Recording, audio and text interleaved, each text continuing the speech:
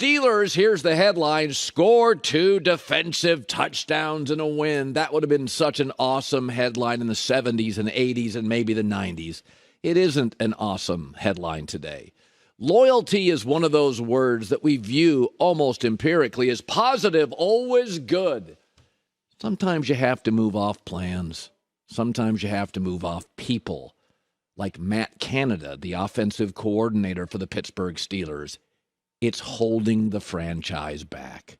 But loyalty is so integrated into Pittsburgh's DNA. The O-line, 3 years, not gotten better. Run game, 3 years, not gotten better. Quarterback Kenny Pickett's regressed. They're averaging 4.8 yards a play, second worst in the entire league, and they got dudes. George Pickens and Jalen Warren and Pat Freiermuth, the tight end. They got all sorts of talent here.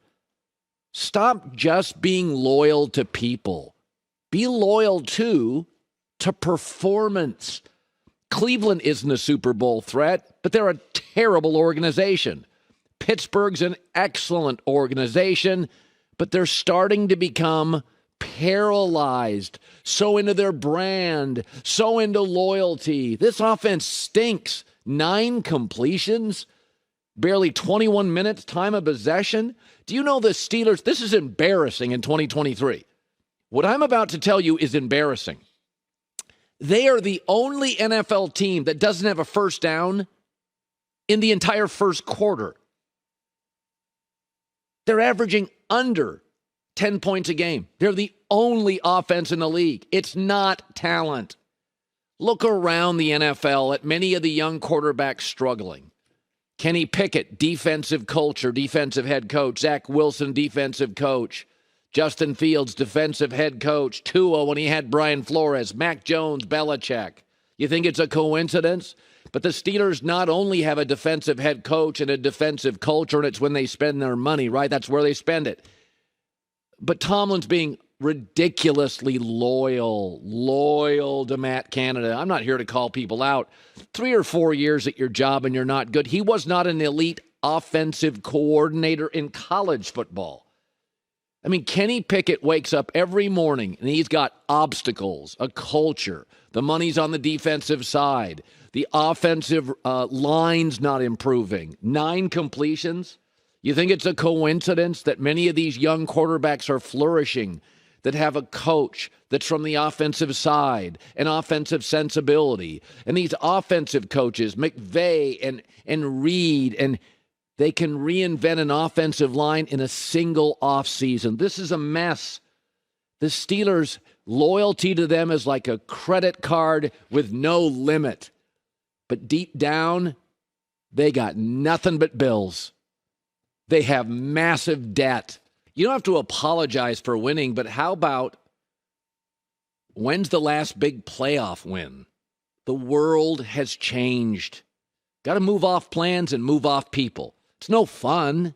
You'd rather be loyal. That's always the goal, to vet people, hire right, keep them forever. But things change. The game's changed. Kansas City spends no money on defense. Chris Jones, kids. Rams are doing that. Aaron Donald, kids. Keep it cheap on the defensive side. Got to make a change. Loyalty is almost always a great word. Not today in Pittsburgh with their offense. All right, Cleveland lost. Oh, pity. Poorly run businesses almost always have 2 or 3 things in common. First of all, no attention to detail. That's the Browns. Throw bad money at mistakes. Panic.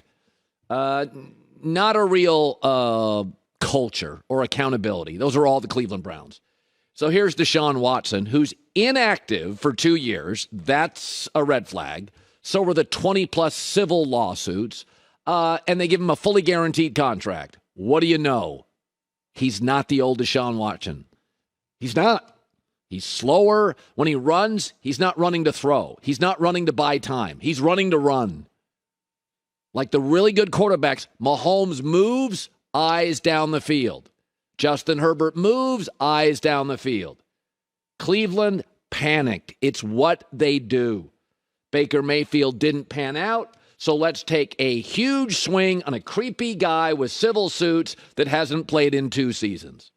And they're now trapped with an ugly contract, sad injury to Nick Chubb. You know, it wouldn't surprise me if they panicked again and then went and got Jonathan Taylor from the Colts and gave up great draft picks and paid him a fortune. That's what Cleveland's done almost my entire life. Bad organizations. They find themselves in holes and they grab a shovel and keep on digging. That's what Cleveland does. You know, it's funny about this, too, is that these bad organizations, they'll have these moments where it's like, we finally got it right. It was a couple years ago. They had cap flexibility, arguably the best edge rusher in football, Myles Garrett, star receiver, OBJ, tremendous offensive line, had Baker Mayfield on a rookie contract, a star running back. Think about that. Great O-line, edge rusher, receiver, back, quarterback in a rookie contract. It was there.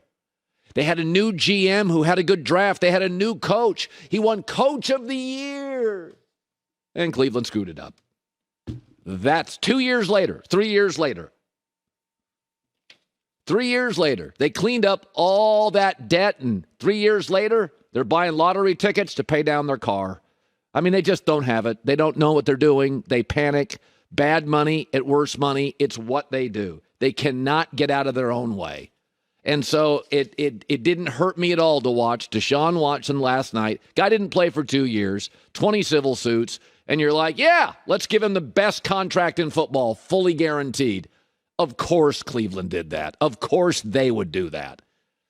Isn't it remarkable, too? You can try to help people. They finally get free of it. They finally have a light on the horizon. Oh, there we go. And 2 years later, bad decisions, poor choices, and here's Cleveland. Hard to root for. And really an organization that's hard to root for. Now they want to blame Stefanski. Now they want to blame, it's Minkah Fitzpatrick. Now they want, look in the mirror. All starts at the top. This is not a well-run organization. Ownership down.